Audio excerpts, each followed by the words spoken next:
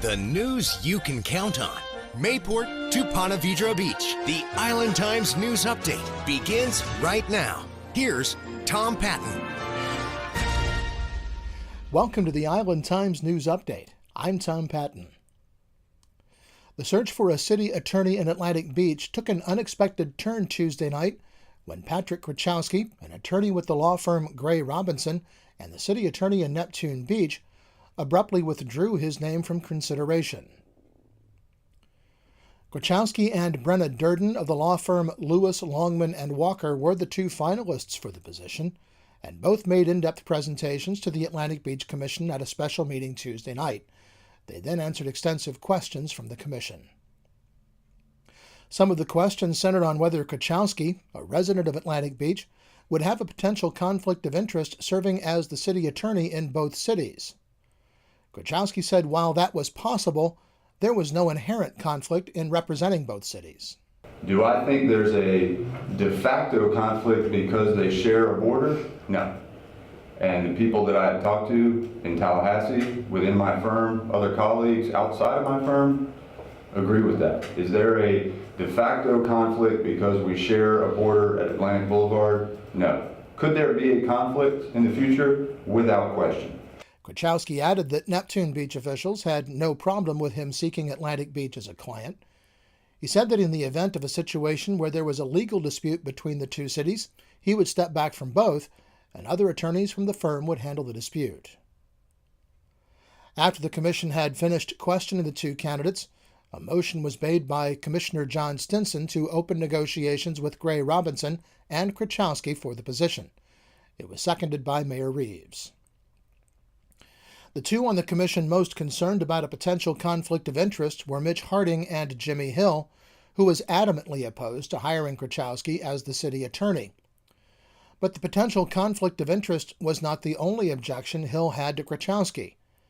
Hill alluded to personnel problems in Neptune Beach that were the result in part of the city attorney, quote, not doing due diligence on a fairly simple matter of law. Hill said that Neptune Beach was, quote, in a meltdown as far as personnel matters are concerned, and that he didn't want to hire the city attorney who was advising the Neptune Beach Council on those matters. What I'm aware of is a very bad legal position that they find themselves in. And I don't want to hire somebody that was involved in the process in any capacity. Hill said that he could not divulge the specifics of what he knew. He said he thought both candidates were well qualified, but there were other considerations that made Durden and Lewis, Longman & Walker the better choice. Hill said that Krichowski was job hunting, and that in his research he had found that Krichowski had been, quote, terminated from Lewis, Longman & Walker, the firm now competing against him and Gray Robinson for the job. Because the time for questions and answers had closed, Krichowski was not able to respond to that charge. Hill later tried to walk back his statement, saying that he had intended to ask Krichowski about his time with the other firm, but had neglected to do so, adding that he may have misspoke when he suggested that Krichowski had been let go from the firm. Commissioner Stinson made a motion to suspend the rules and allow Hill to ask his question of Krichowski, but when he got to the podium, a visibly angry Krichowski did not allow Hill to ask. He said that his position in Neptune Beach was now at risk and, quote, I respectfully withdraw my name from consideration. There's your conflict, Hill said. Krichowski later sent a statement to the Island Times stating, quote, during last night's Atlantic Beach City Commission special meeting, it became abundantly clear to me that Commissioner Hill would never be able to enter into a constructive and productive attorney-client relationship with me and my firm based on respect and trust. Also, given several statements by Commissioner Hill that were based on hearsay, rumors, and misinformation regarding his assumptions and attitude regarding the business of the city of Neptune Beach, Commissioner Hill himself created a conflict that ethically required me to immediately withdraw from further consideration by the City Commission out of respect for the city of Atlantic Beach, and more importantly, in order to properly serve and fully protect my longtime client, the city of Neptune Beach. My abrupt departure at last night's meeting was unfortunate, but necessary. I look forward to continuing to serve the wonderful city of Neptune Beach, its staff, and city council." End quote. The accounting firm of Purvis Gray & Company conducted a payroll review at the request of the city of Neptune Beach and found that there were a few anomalies, particularly on the part of the former city manager, but said that everything had been approved by the council or in accordance with the city's personnel manual. The company reviewed a sample of 15 employees and traced pay rate changes from the payroll register to the personnel file for each employee, looking at documentation of proper approvals for those changes. There was some information in the report concerning comp time payments to former city manager Jim Jarboe. One item that we noted was that the former city manager was accruing at a rate of 9.85 hours per pay period.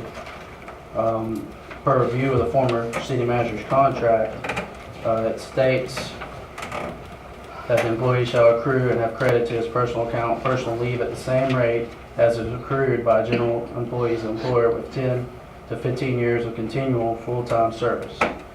This would be 8 hours per pay period. We noted during testing that he was at 9.85. So I inquired of management and obtained an attorney letter that gave an opinion that it was fine that he moved up with each step. On the subject of that payment, the company said that the council had approved the payment of 90 days leave to Jarboe at its March 16, 2015 meeting. During that meeting, there was no discussion whether that was annual leave or compensatory time, and the firm recommended that it consult with its city attorney concerning the issue, which has already been done. The firm said the city did not appear to have a policy in place concerning comp time at the time of the review. That policy has since been crafted by City Manager Andy Hyatt and approved by the City Council. Mayor Harriet Pruitt asked Smith whether there were things that might have raised concerns on the part of the auditors. 3 checks were written that totaled $25,000. If they had been given one $25,000 check, I don't know whether that would have flagged anything or not. But again, you're being our auditor. Why were some of these things picked up and questioned, just like somebody going on a personal trip and charging money to a credit card, a city's credit card? Smith said that the type of review that had been requested was not that in-depth. He said there are processes that can be put in place that can help identify issues, but they often require staff time that can put a strain on resources. Well, the last vacant lot on Atlantic Boulevard in Neptune Beach will be the future location of 3 retail establishments following approval of 3 variances by the Neptune Beach City Council Monday night. The property is the former location of McCall's Pest Control, and it's been vacant for at least 20 years. It was designated as a brownfield in 2008 and remediated in 2015. State and federal regulations require additional monitoring for the site. At the Neptune Beach City Council meeting Monday, the council approved 3 variances requested by a potential buyer for the property. The developer will be allowed to reduce the western side yard setback from 20 feet to 8.5 feet. The developer also requested a variance from the required 9-foot landscape buffer around the property. Because of the brownfield designation, James Johns, president of Solid Rock Engineering, which created the plan for the developer, said that the areas are currently paved and must stay paved to comply with DEP permits for the brownfield. Councilman Richard Arthur questioned whether the developer was asking for the variances to comply with the brownfield requirement or just to avoid spending money on additional remediation. John said doing additional remediation would require new permits and would be a considerable cost. He said the purchaser would walk away from the deal if it were required to do that. But Councilman Scott Wiley pointed out that the property, which is the last undeveloped parcel on Atlantic Boulevard and Neptune Beach, has sat vacant for decades since McCall's closed. No one wanted it because of the environmental problems, Wiley said, and now the city has an opportunity to see it developed. Mayor Harriet Pruitt agreed, saying the city should not pass on an opportunity to see the property developed in such a way that it could attract national retailers, which the developer says they're seeking. The final vote on the variance was 3-2, with Arthur and Councilman John Jolly voting against the proposal. The council also approved a development order for the property for a 6,600 square foot retail building on the parcel. And one more note from Neptune Beach. The council deferred a final decision on putting a new lease agreement in place with South Coast Capital until one final issue could be resolved about the Lemon Street parking lot. The agreement presented to the council Monday night indicated there would be free public parking in the Lemon Street lot from 6 to 11 a.m. daily, but there was a provision missing. It was also discussed that that parking lot would be available for public parking at a cost. In other words, whatever he decided to have the kiosk out there, the public could park in that parking lot.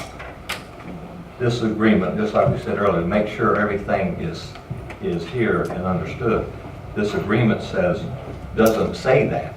It says the public can park for free from 6 till 11. After that, my concern would be, could they go back and start using that as a valet parking lot after 11 o'clock and not opening it up to the public like he had said that they would do? The council asked City Attorney Patrick Krichowski to amend the document so that it included paid public parking after 11 a.m. That agreement will be discussed at the April City Council meeting. Well, when we come back, the ferry is back in business. This is the Island Times News Update. The news you can count on. The Island Times News Update will be right back. Charlie's Tropic Heating and Air Conditioning in Atlantic Beach offers a full range of residential and commercial heating and air conditioning services, from new installation to replacement and remodeling. Charlie's Tropic Heating and Air Conditioning can keep your home comfortable year-round, and they offer preventive maintenance contracts to keep your system running at peak efficiency. Charlie's Tropic Heating and Air Conditioning is an authorized Bryant dealer and will service all brands. For year-round comfort in your home or business, contact the original Charlie's Tropic Heating and Air Conditioning at 241-1788. Beaches Academy Child Care Center in Jacksonville Beach has been offering affordable, loving child care to families in the Beaches communities for 35 years. Conveniently located on Penman Road, Beaches Academy offers care for children from infants through preschool, with programs that encourage learning and outdoor play. Our affordable tuition means families can get quality child care at a price that fits their budget. Contact Beaches Academy at 246-3885 and schedule a tour of our center. Beaches Academy, the child always comes first. Welcome back to the Island Times News Update. I'm Tom Patton. The St. Johns River Ferry went back into service Wednesday morning at 6 a.m. Since December, the ferry has undergone over $1.4 million worth of maintenance and inspections by the U.S. Coast Guard, including the replacement of the boat's engines. The work was followed by sea trials before the boat resumed its regular crossings of the river Wednesday. The Friends of the Ferry are planning a Return to the Ferry celebration hosted by JTA on Saturday, April 16th from 10 a.m. till 2 p.m. in historic Mayport. The Atlantic Beach Commission will vote Monday to approve a proposal for improvements in the dog park on Aquatic Drive as part of its agreement with developer Tribridge Residential, allowing for the construction of townhomes on the adjacent parcel. The dog park will be closed for about 2 months while the improvements are made, according to City Manager Nelson Van Leer. Tribridge has agreed to reimburse the city for any lost revenue while the park is closed. A retention pond in that area will also be renovated as part of the agreement. Atlantic Beach Commissioner John Stinson has presented a formal request to the city manager and staff to reevaluate the city's stormwater control system and develop a contingency plan to prevent the flooding of residences and businesses during peak rainfall events. Additionally, it's requested that a report be prepared detailing the cost of stormwater systems and review of potential upgrades. The request comes after meteorologists from the National Weather Service office in Jacksonville made a presentation in January to the Commission outlining the potential for a recurrence of the flooding that happened in Aquatic Gardens last November. Stinson has also asked the city manager for a study of the traffic volumes in the area of the 10th Street beach access around the Cloister condominiums. The request is for traffic counters to be placed in several areas near the condominium for a 2-month period beginning in June. Stinson said the data should be collected before making any changes to the traffic patterns in the area prior to the summer season. Well, Tuesday is Election Day in Florida. Democrats and Republicans will go to the polls in a presidential preference primary. Voters can also cast ballots early at the Beaches Library on 3rd Street. The polls will be open at your regular polling place on Tuesday from 7 a.m. till 7 p.m. Also on Tuesday is the Classic Car Cruise in Jacksonville Beach. Cars will be on display beginning at 5 and take to the streets at 8:30 for an old-style cruise of 1st Street. And the Great Atlantic Country Music Festival will take place at the Seawalk Pavilion in Jacksonville Beach next Saturday. The music starts at noon and continues until 7 p.m. Saturday evening. And one thing more, we make the jump back to daylight savings time Sunday morning at 2 a.m., at which time it will magically become 3 a.m. So don't forget to set your clocks ahead before turning in on Saturday, or you might be late for brunch or church. The news you can count on. Mayport to Ponte Vedra Beach, forecasting your beaches. This is your local look weather. Well, the National Weather Service says we can expect partly sunny skies on Saturday with a chance of rain on Sunday and Sunday night, and then back to nice spring weather on Monday and into next week. Highs will be in the 70s with lows in the mid-60s for the next several days. The Island Times is always digital, always free at www.theislandtimes.com. Like us on Facebook and follow us on Twitter to be the first to know about stories posted on the Island Times. I'm Tom Patton. Thanks for watching.